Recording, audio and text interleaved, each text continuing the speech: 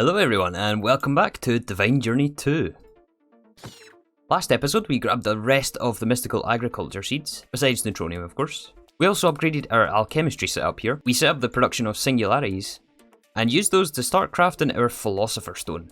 And I have been doing some crafting between episodes, and this is our last celestial crystal cores and the very last magical singularity, which means we can create our Philosopher stone. Nice, and the trophy. So this unlocks our second quest in chapter 28. Oh, that's right, and we get a choice of singularities. I think we'll take the divine ones. So the first thing we want to do with our Philosopher Stone is transform some of this awakened draconium. And this is going to give us corrupted draconium blocks, which I think we can just turn into ingots. Yeah. Give us our next quest. And I'm not entirely sure which way we're going to go through the quest line here, but either way we have to make some low covalence dust next. And to make low covalence, it's nothing like interactions. We got this in, I think, episode 1 back then. But yeah, here we have to use grains of vibrancy, which are easy. We have vibrant crystals on passive. Divine underpowder we also have on passive. Corrupted draconium dust is just a crushing step. And a dusty thermal singularity. Oh yeah, even more recipes to encode. So these singularities I don't suspect we'll have any issue with. This is all the thermal dusts, resonant clathrates, sulfur, niter, and fluxed electrum. Alright, so I got all the recipes here for the dusty thermal singularity, and we have currently one crafted. This actually took quite a while to do this. But all we need now is a recipe for low covalence, and a recipe for corrupted draconium dust. And can we request this? I don't know if we're missing another recipe. Oh, we're missing the grains of vibrancy recipe, okay. Now we can request this. This should be a quick craft, to be honest. There we are, low covalence. And our next quest. Oh, we didn't pick up the dusty thermal singularity. Oh no. Oh, that took forever to craft. Okay, let's get that crafted again then. I mean, we're going to need another one anyway, it's just that these singularities take forever. In fact, you know what? I think now is as good a time as any to add another quantum compressor. So we'll have to craft up another 4 advanced compressors. Thankfully, these are much cheaper to when we first made them. We'll need 4 more awakened cores. Alright, we got the materials, 1 more quantum compressor. And I guess for this one, we'll just probably duplicate these recipes. Yeah, and we'll need to craft another unpackager for this as well. Alright, we got the compressor setup duplicated. We can't forget about the singularification catalyst though. But in the time it took me to set that up, actually the dusty thermal is finished, so let's get our quest. We get 64 corrupted draconium. So this unlocks 2 more quests for us. The next one is for medium covalence. Oh, and another singularity. Okay, we'll have to get to this eventually. But I think first of all, let's make some neodymic calcium carbonate. This is just a chemical dissolver recipe from our low covalence dust. I'm going to actually take the phosphate out of this recipe. So this calcium carbonate, we're going to dissolve once more into neodymium. And finally, we can, I'm assuming, chemical cast this into the neodymium ingots. And now comes the next major 2 big crafts of this chapter. The first one is an energy collector Mark 1. However, first of all, let's look at the Transmutation Tablet. And this is going to be our next goal. So the plutonium we've seen before, we've used quite a lot of this to be fair. The GERC we've also crafted before. Neodymium ingots, we just got access to these. Our Philosopher Stone we just crafted, although I believe it's not consumed in this craft. And 4 techie singularities. As part of this tablet, we're also going to need some more of these celestial crystal cores. And we need them also for several upcoming crafts in this chapter. And since these celestial crystals have to be of specific stats, right, we have to have above 700 size and 75 purity. I think rather than doing this manually, we should think about trying to automate this actually.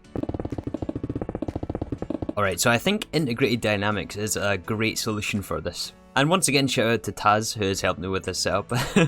It's only half complete right now. So the setup we have at the moment is a fluid placer to keep this block space filled with starlight. And remember, these celestial crystals don't despawn, but every few minutes they do consume the starlight in order to grow. So the starlight we're just taking from the same ender tank we use for these pools here. And this number on the display panel corresponds to the size of the crystal. We do also need to take into account the purity, but if we start with like for example a 100% purity, it's never going to go down when it grows. The purity will only decrease if it splits, but we're never going to let it get to 900. So to be able to read the size like this, we have to go several NBT data layers deep. If we take for example the first one, this is what we get. So it's a big mess of all the NBT data. So we have to go inside IAM and then Astral Sorcery, and then inside that was Crystal Properties, I think it was, and then we get to size. But anyways, all we need now is a world item exporter and an importer on the other side, or other way around. We can create an integer here for 700, and if the NBT size is greater than 700, this will give us a boolean,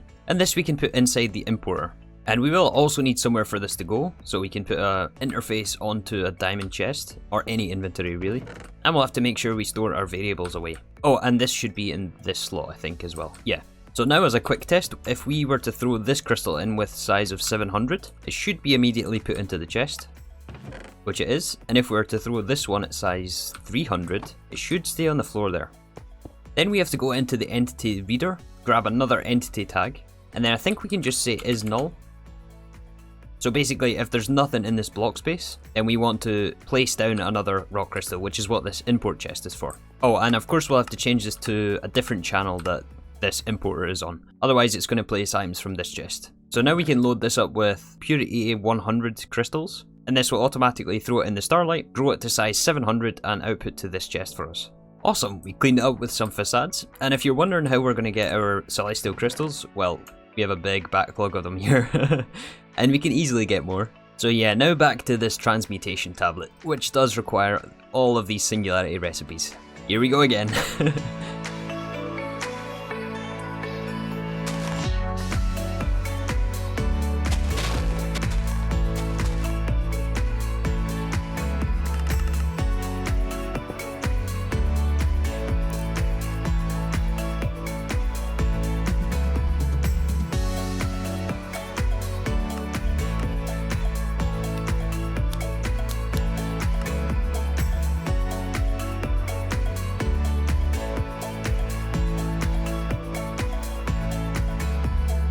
Alright, so it's now been a good 2 hours since I embarked on this endeavour, and I have 44 of 48 singularities encoded. If we try to request one of these, we are missing 4 singularities. The first one is the Ender IO, we have all these encoded, and also the mixed thermal singularity, we also have all of these ones encoded. The issue with these recipes though is this is 10 input items, and Applied Energistics can only handle 9 of them, of course. So I think we've got 2 free slots in this holder. Yeah, perfect. So we'll encode the recipe for the Ender IO singularity in package.o like this, as well as the one for the mixed thermal. And we can put this recipe holder back. I did have to add a second or a 4th packager to this setup, and I also expanded our interfaces over here, so we have 2 more on each of the unpackagers, and I doubled up the recipes, so the same recipes are in these 3 interfaces as they are on these 3.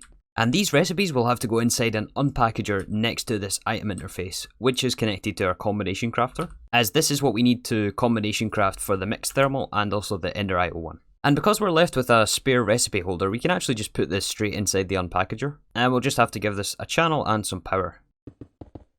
And now we can see we've got our Ender IO singularity on request, even though we didn't include an AE pattern, because we have the packaged holder inside the unpackager, unlike where our compressors are, where we store the package holder inside the packager instead.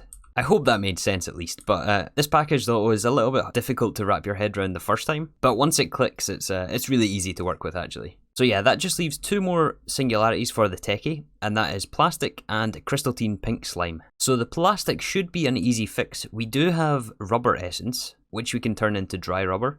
We are just missing a smelting step for this, so I'm going to actually remove the fluxed electrum alloy smelter, replace this with an elite smelting factory, and instead filter in dry rubber. Loud noises is a good sign here. It means that we're smelting. Okay, we need some upgrades on this. Replace the drawer and filter this for plastic, and we're already up to 3 stacks. Nice. So that just leaves crystalline pink slime singularities, which I think we have here. No, this is regular pink slime. Is it this one? Yeah, this is the one. So this thing only has an octadic capacitor right now. Let's switch this out with a stellar at least. And I'm not sure if there's anything else we can do about this. So I was thinking there is actually a crystalline pink slime dimension we could get, although this does require a machine frame investment. So apparently we're out of shulker shells, and it's almost about time we build the mob loot fabricator, but it's still very expensive. And we need it for so few items at this point. I'm not sure if it's going to be worth it. We'll see. Anyways, we're going to use the shulker shells to craft more stellar capacitors. We're going to just add another alloy smelter and call it good like this. I was having a look at how many techie singularities we actually need here. We need 1 per ultimate singularity. Oh no, this must be after creative chest, yeah. 100 million ultimate singularities? Surely. I mean, yeah, the ultimate singularity gives us 64 ingots at a time. And the techie itself, we used 4 for this craft, 4 for the alchemical chest, 4 for the transmutation tablet, and 4 for the table, which is only actually 16,000 ingots. It's going to be many hours before we craft all of those things, so remember it's only 1,000 per singularity, and we're already up over 1,000 actually. So adding this here should suffice for our crystalline pink slime. And it looks like for those 2 alloy smelters, our grains of pisality production is not quite enough. Let's give this a little upgrade as well. So now that we've fixed those 2 bottlenecks, all we have to do is encode the recipe for plastic, and also the pink slime singularity. So if we've got everything set up correctly, we should be able to request our techie singularity. We do it? We can do it, nice. This is going to take a while to craft though. Oh yeah, look at all those singularities. So while I was encoding those recipes, I did keep ordering more GERC. I wonder how many celestials we have by now. Oh nice, awesome. So we need 4 more celestial crystal cores. Cadmium sulfide, flying ointment. Of course. That's something I've actually forgotten about this episode. So we only have 64. Let's see if we can get another 64. Yeah. And we're also short 20 neodymium. Oh, of course it has to make more singularities. Okay, let's get that requested then. And then after the crystal cores are crafted, I think it's just plutonium. 8 plutonium. Remember how I just said that it was easy to wrap your head around this? Well, a little mistake was made here. We have to make sure we swap out this recipe package holder. And we have to make sure that these Ender IO and mixed thermal singularities are on their own recipe package holder. Otherwise, when we request these other singularities, it will send them to that unpackager over there. And obviously, it's not going to work in the combination crafter. So I guess this means they'll also need their own packager to go along with the unpackager. 1 holder in the packager and 1 holder in the unpackager. And we also have to clean this mess up. Oh, and we've come across a similar issue here as last episode with this mess quit. Because it's only a 50% chance output from void metal. We can get 100% from impetus, but this is way too expensive for what we get out of this. I'd rather just spend the extra time dissolving the void metal, which we have seeds for. So instead of just having 1 void metal on the inputs, we can instead just increase this to, I don't know, 4 or 5. And that should fix our issue of things getting stuck here again. Oh, and it looks like our craft has gotten stuck here for, I think, intermedium ingots. And it's complaining of not enough aspects, which means that one of these has filled with the wrong essentia. The question is finding which one it actually is, though. This multi-block should only have 1 of each type, but sometimes if 1, for example, runs out, it may mean that our jars are empty, actually. Not all the jars look full. Aha, found our culprit here. This is precantatio, where in fact it's actually metallum here, which is supposed to go in the one below it. So what must have happened here is this run out, and this one ended up spilling over into this input hatch. So we have to break and replace this. Well, that's going to fill with metallum again. I think we have to break all of these actually. Then disconnect the cable here. Then place all the input hatches back. And reconnect to enable all of these at the same time. And hopefully they all have different... Yeah, there we go. And now we're processing. Awesome. So let's start piecing together this tablet here. So we've got our 4 celestial crystal cores, neodymium around the outsides. The last 4 is just still crafting. 8 plutonium, 12 GERC. Last core just finished up, which leaves the Philosopher Stone and 4 techie singularities, which is probably our biggest crafting bottleneck out of any recipe, actually. I mean, these...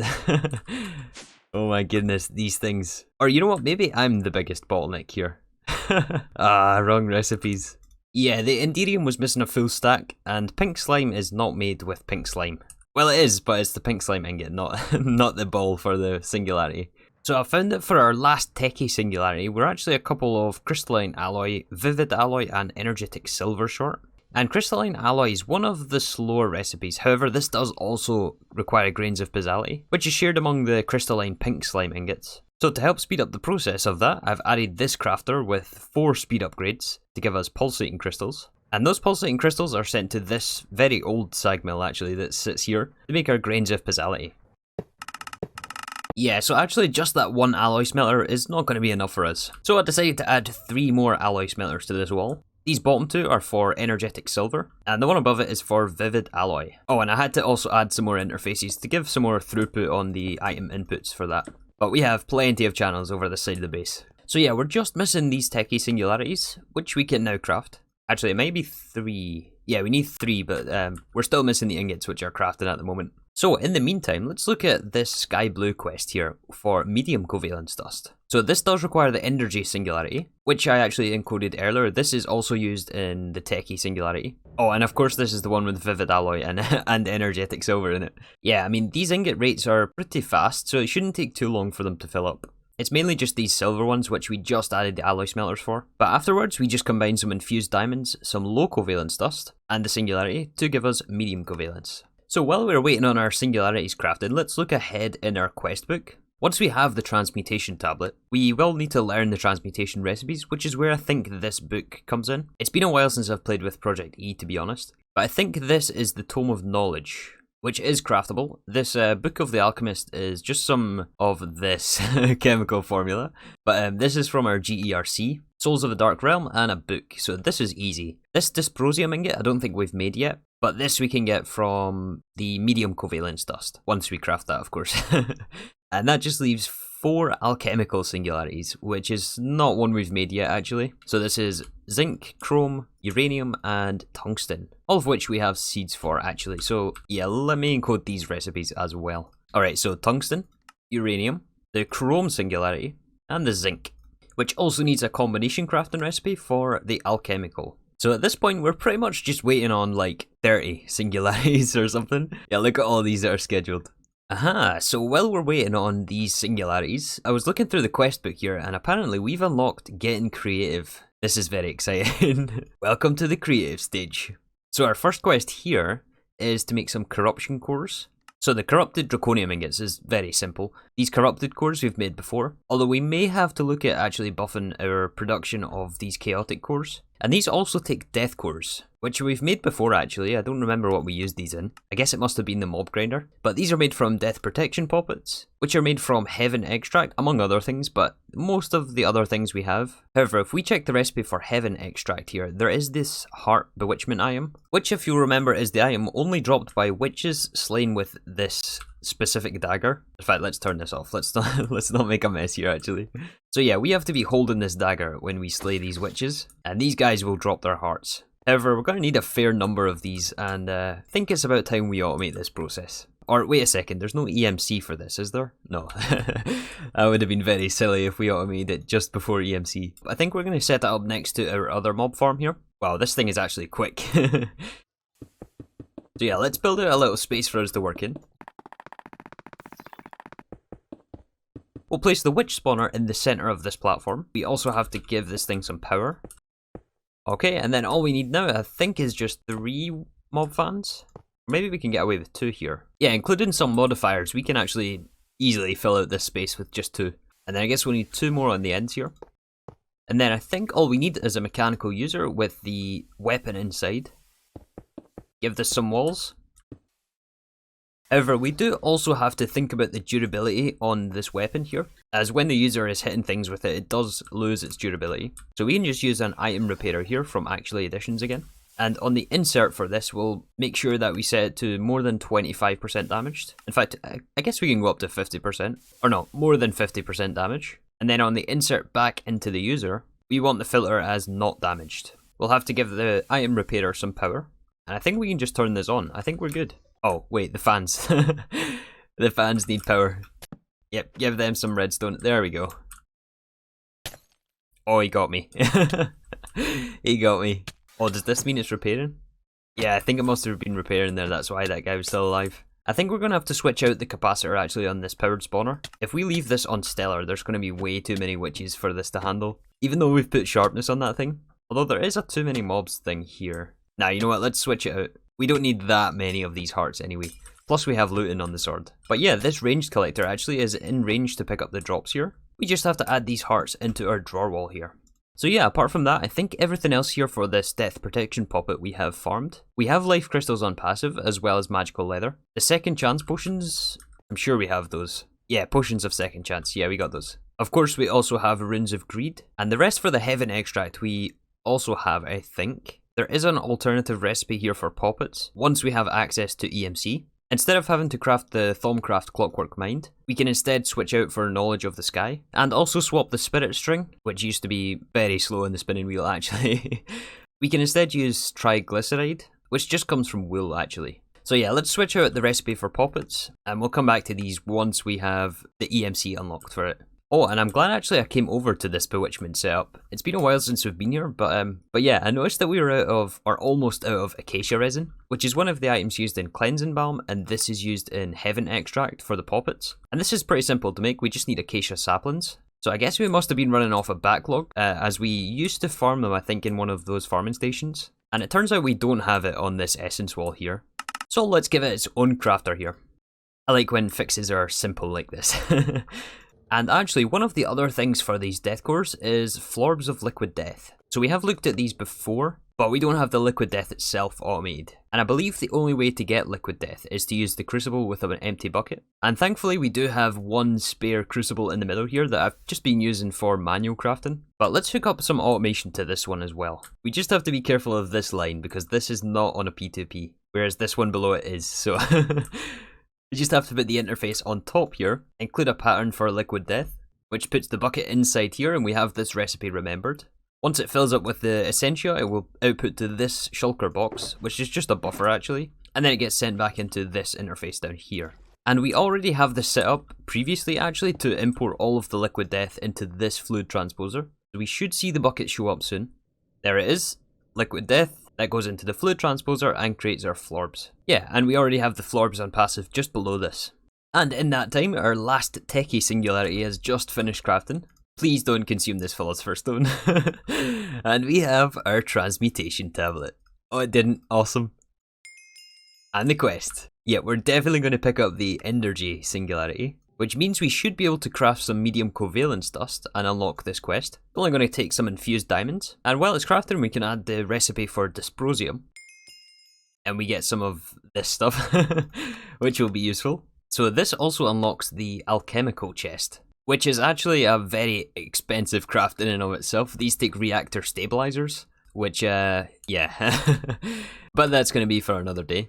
First of all, we're going to make our dysprosium here. Pick up the chemical for the quest, and I think we also need the ingot as well, which we just have to chemical cast for this. Progress. Progress. Oh, 4 corrupted cores, nice.